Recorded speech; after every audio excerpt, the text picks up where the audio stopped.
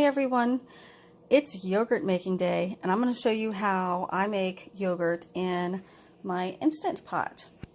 Well, first off you're going to need a milk. I like to use Fairlife because we eat low carb here, and this starts off pretty low carb. So there's 6 carbs per 1 cup, and I'm guessing, even though I don't have a lab, I can't test it, it's probably going to be about half of that after the yogurt making process. So this is what we like to use when we eat low carb. If you're not eating low carb, you can use whatever milk you want. So we're going to need about a half a cup of milk. I like to use a silicone whisk. We're going to need a digital thermometer. And this is a tablespoon of yogurt from the last batch I made, which we're going to use as the cultures. You can buy cultures. I like to get mine from Thrive actually, and I'll leave a link down below so you can get 20% off your first order with Thrive if you want to go that route. Really all you need is a tablespoon of prepared yogurt per half gallon of milk that you're using. So if you're going to use a whole gallon of milk, you would need 2 tablespoons. So I've already put the milk in there, and what you want to do is on the front here, they have this nifty little yogurt button. I'm going to push that. And it says 10 hours, but I want to hit adjust because we have to boil it first, and we're going to bring it up to 180 degrees, around 180 degrees. So let me wait for it to, there it goes. It's kind of going there. Now we're going to put the lid on. If I can get it turned around here. It makes that nice little beeping noise. If you don't put the lid on right, that lid thing will show and tell you it's not on right. And you want to leave it venting.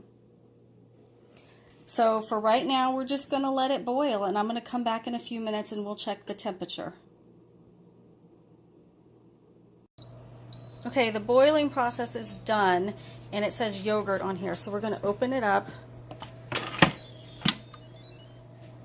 And that looks pretty steamy there. Now one thing I want to do is stir this around with my whisk just to get an even temperature reading.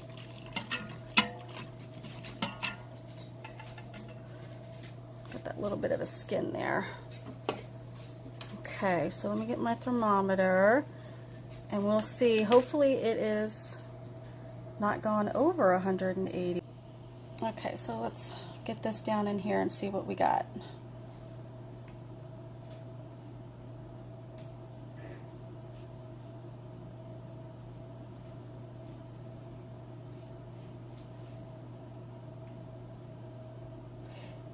Yep, it's looking pretty good. I'd say we're about done with the boiling process. I have a bowl here that I'm going to fill up with ice water, and I'm going to bring the temperature back down. And I'm going to check back in with you in a little bit. It should be that we need to get it back down to somewhere between 95 and 110 degrees. So I'm going to pause the camera and we'll come back in a few minutes and we'll check on it. Okay, so I've pulled the insert out and I've put it in this nice little ice bath here. And this is what we're going to do to cool the yogurt down. A really good thing that you can do to do it quickly is to stir it around. That helps. See the ice there floating around the outside of it?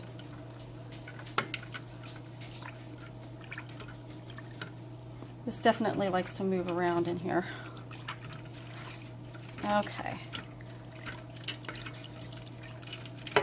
It shouldn't take too long. The more milk you have in here, obviously, the longer these processes are going to take you. But with a half gallon, I think it goes pretty quick. Plus, I have a half gallon strainer, so I usually just do a half gallon at a time. Okay, so we stirred it up there a little bit. Let's see what we have going.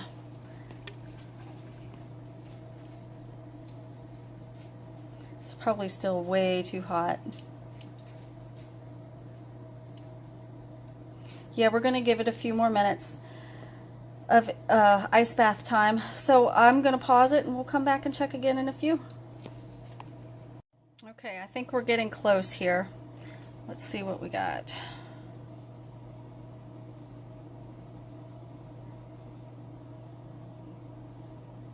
Yeah, it's slowing down quite a bit. I think what we're going to do now is we're going to take this insert out and I'm going to stick it back in the Instant Pot. Now, one thing you want to be very careful of is to make sure the bottom of the insert is completely dry, because you don't want to get that water on your heating element. It could ruin it. So let me get that done and I'll check back in with you in a second. Okay, the insert is back in the Instant Pot, and what I've done is I've taken a little bit of this warm milk and I put it in with the yogurt, the prepared yogurt that I had in here, and I'm going to stir it around to kind of temper it a little bit.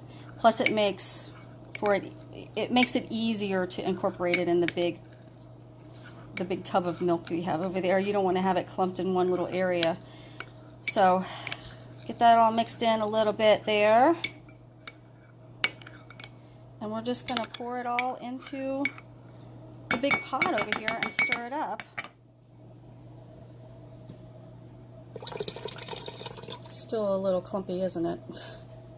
That's what the whisk is for. So let's mix it up really well. We're going to get a little bit of froth on top.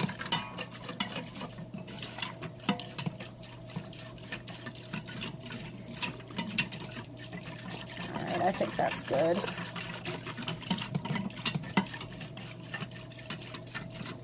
And a little bit of froth is fine. It'll go away, especially when you mix it up at the end. Okay, so we're going to do the same thing with the lid we did last time when we boiled it. If I can get it on right. Okay. And it makes that pretty beeping sound, and we're going to leave the vent open. So then you come back over here, we're going to hit the yogurt button again, and we don't want to boil this time. So we're going to make sure we keep pushing, adjust until you get to the normal setting. See that light right there? Now I like to put mine on 10 hours, so I'm going to put it up to 10. The longer you leave the yogurt in, the more tart it's going to be. So if you like a sweeter yogurt, put it on 8. That's what I suggest. I have never actually gone over 10 hours, so I don't know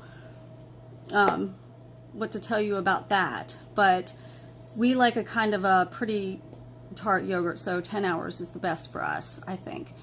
So what it's going to do now is it's starting off at 0. It's cooked for 0 minutes. So it's going to count up throughout the day. I'll come back and check it, and you can see when it gets to 10 hours, it'll be done, and you will have yogurt.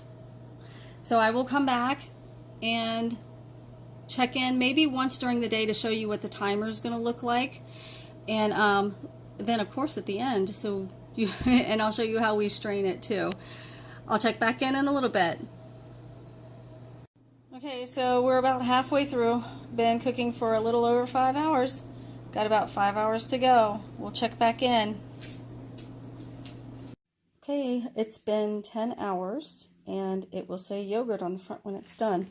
Let's open it up and see what we have in here. Whoops, it looks like yogurt.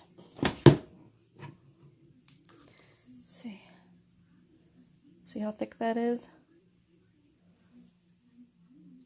Looks awesome. Okay, so what we're going to do now is I'm going to pour this out of here, and I'm going to put it in my strainer here and then put it in the refrigerator overnight. And I'll check back in with you in the morning and let you see what it looks like when it's all done straining. Just wanted to pop in real quick and show you what it looks like while it's in the strainer there. It's still clumpy and everything. I wouldn't worry about that. We'll get a whisk after it tomorrow morning once we get it all strained. You can kind of see the whey is starting to drip down. It's warm, so it's steamy, but you can see it. All right. See you in the morning. Okay, here we have the finished product. This yogurt has been straining for about 12 hours, so it's super thick and it's a little bit lumpy. So I'm going to put it in my bowl here and whisk it up and smooth it out really well. And then I'm going to stick it in these jars and then just pop them in the refrigerator, and they're grab and go at that point. I'm going to go ahead and get that done, and then I'm going to show you what the finished product looks like. Okay, here's the final product.